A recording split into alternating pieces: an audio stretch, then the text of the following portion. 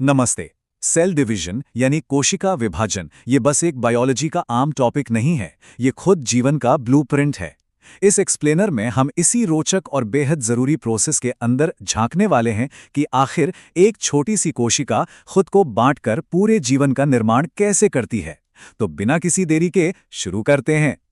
Okay, तो आइए सीधे इस रोचक मुद्दे पर आते हैं। सालों पहले करीब 1855 में रुडोल्फ विर्चो नाम के एक महान वैज्ञानिक ने बायोलॉजी का एक सुनहरा नियम दिया था। उन्होंने एक लाइन कही थी, ओमनिस सेल्युला इज सेल्युला।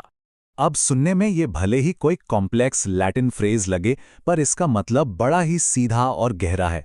दरअसल इसका अर्थ है कि जितनी भी नई कोशिकाएं यानी नई सेल्स बनती हैं, वो हमेशा पहले से मौजूद पुरानी सेल से ही पैदा होती हैं। एक पुरानी मदर सेल विभाजित होती है, नई डॉटर सेल्स को जन्म देती है और बस यही सभी सेल्यूलर जीवन का सबसे मूल आधार बन जाता है। तो आज हम किन चीजों पर फोकस करने वाले हैं, एक जल्दी से नजर डालते हैं। सबसे पहले फिजिकल बेसिस ऑफ लाइफ, फिर सेल विभाजन की तैयारी, उसके बाद मिटोसिस और मियोसिस जैसे टाइप्स, और आखिर में इसके मेन स्टेजेस। चलिए सबसे पहले बात करते हैं पहले चरण की, जीवन का भौतिक आधार यानी फिजिकल बेसिस ऑफ लाइफ। आखिर कोशिका के विभाजित होने से पहले उसके अंदर ऐसा क्या होता है जो उसे जिंदा रखता है? यहाँ एक बड़ा ही दिलचस्प शब्द सामने आता है, प्रोटोप्लाज्म या जीव द्रव्य। असल में सेल के अंदर एक लिक्विड भरा होता है। पुरकिंजे ने इस लिक्विड को प्रोटोप्लाज्म नाम दिया और हक्सले ने तो इसे फिजिकल बेसिस ऑफ लाइफ ही कह डाला। जब तक ये लिक्विड सेल में मौजूद है तब तक सेल जिंदा है, और आगे चलकर यही लिक्विड दो हिस्सों में बढ़ जाता है, केंद्रक यानी न्यूक्लियस में न्यूक्लियोप्लाज्म और बाकी हिस्से में साइटोप्लाज्म। अब आते हैं अपने अगले हिस्से पर, विभाजन की तैयारी। एक सेल आखिर इतने बड़े काम के लिए रेडी कैसे होती है? जरा सोचिए, एक सेल को डिवाइड होना है, वो अचानक से टूट नहीं सकती है ना, उसे तैयारी करनी पड़ती है।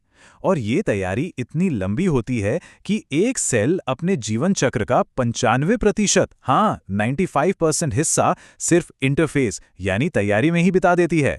ये बिल्कुल वैसा ही है जैसे किसी पार्टी में जाना हो। पार्टी चाहे आधे घंटे की हो, पर तैयार होने में घंटों लग जाते हैं। जो असल डिवीजन फेज है यानी एम फेज, वो तो बस 5% टाइम लेता है। तो इस लंबे इंटरफेस में आखिर क्या होता है? सबसे पहले आती है जीवन स्टेज, जहां सेल बड़ी होती है, ग्रो करती है।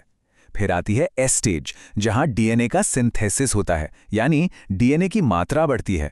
और तीसरा कदम है G2 स्टेज, जहां सेल अपने अंदर के सारे ऑर्गेनेल्स जैसे माइटोकॉन्ड्रिया और राइबोसोम्स की डबल कॉपी तैयार कर लेती है। ऐसा इसलिए किया जाता है ताकि जब नई सेल्स बने तो उन्हें ये सब आराम से दान में दिया जा सके। लेकिन यहाँ एक छोटा सा ट्विस्ट भी है। कभी कभी कोई सेल विभाजित होने से बिल्कुल इनकार कर देती है। ऐसी सेल्स G1 स्टेज के बाद सीधा G0 स्टेज या जीरो स्टेज में चली जाती हैं।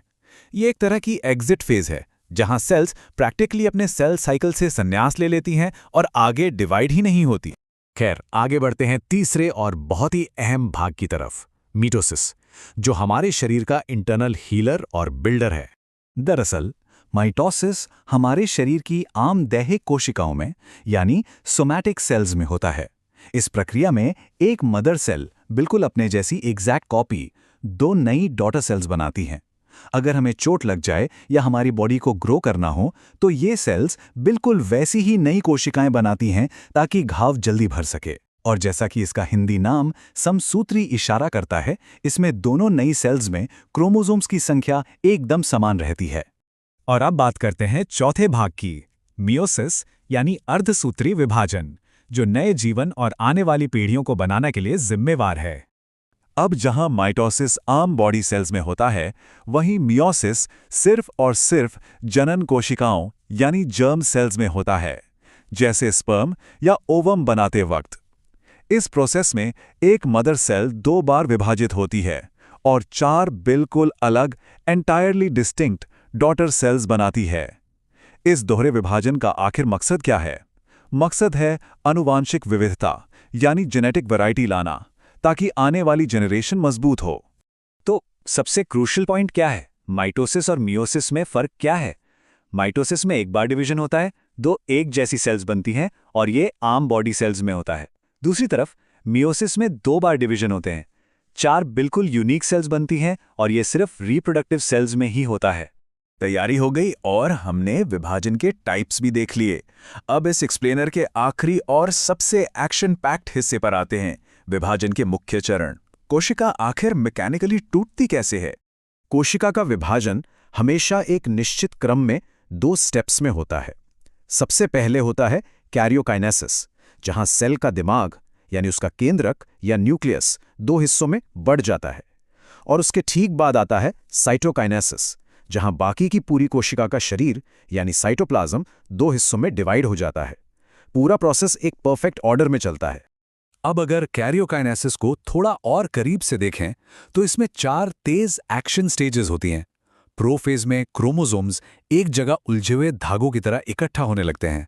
फिर आती है मेटाफेज, जहां वो सभी बीचों बीच एक लाइन में सज जाते हैं। इस वक्त उनको गिनना सबसे आसान होता है।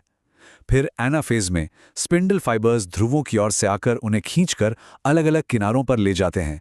और फाइनली टेलोफेज आती है, जहां 2 अलग और नए केंद्रक पूरी तरह से बन जाते हैं।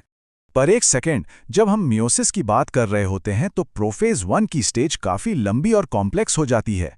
इसमें कुछ बेहद खास और अतिरिक्त कदम होते हैं। जाइगोटीन स्टेज में क्रोमोसोम्स जोड़े बनाते हैं, जिसे सिनेप्सिस कहते हैं। फिर पैकेटीन स्टेज में होता है सबसे जरूरी हिस्सा, क्रॉसिंग ओवर। यहाँ माता और पिता के क्रोमोसोम्स आपस में मिले जुले जेनेटिक इन्फॉर्मेशन का आदान प्रदान करते हैं। और ये ब्रिलियंटली इलस्ट्रेट करता है कि आखिर एक ही माता पिता के बच्चे यानी भाई बहन एक दूसरे से थोड़े अलग क्यों दिखते हैं। ये क्रॉसिंग ओवर ही वो जादू है जो जेनेटिक डाइवर्सिटी का मूल स्रोत है।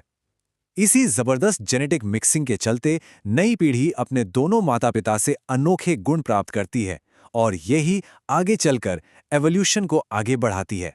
यहाँ ये अंक 23 बहुत बड़ी अहमियत रखता है।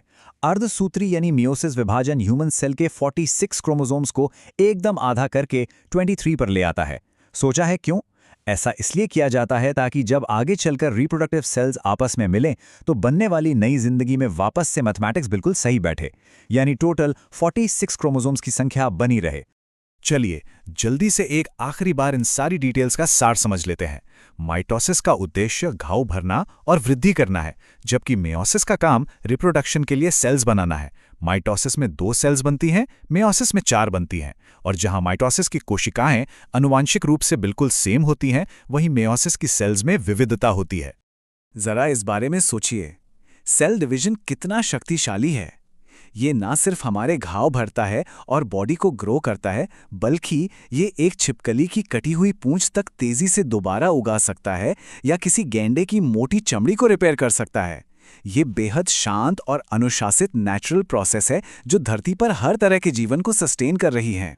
पर आखिर में एक सवाल दिमाग में आता है, अगर सेल डिवीजन घाव को बिल्कुल ठीक करता है और जिंदगी चलाता है, तो सोचिए तब क्या होता होगा जब ये साइकिल अपना कंट्रोल खो दे, जब सेल्स बिना रुके जरूरत से ज्यादा तेजी से विभाजित होती ही चली जाए। दरअसल यही अनियंत्रित आउट ऑफ कंट्रोल डिवीजन आगे चलकर कैंसर का रूप ले लेता है। ये एक ऐसी हकीकत है जो हमें थोड़ा और गहराई में सोचने पर मजबूर कर देती है। इस रोचक विश्लेषण में हमारे साथ जुड़े रहने के लिए बहुत बहुत शुक्रिया।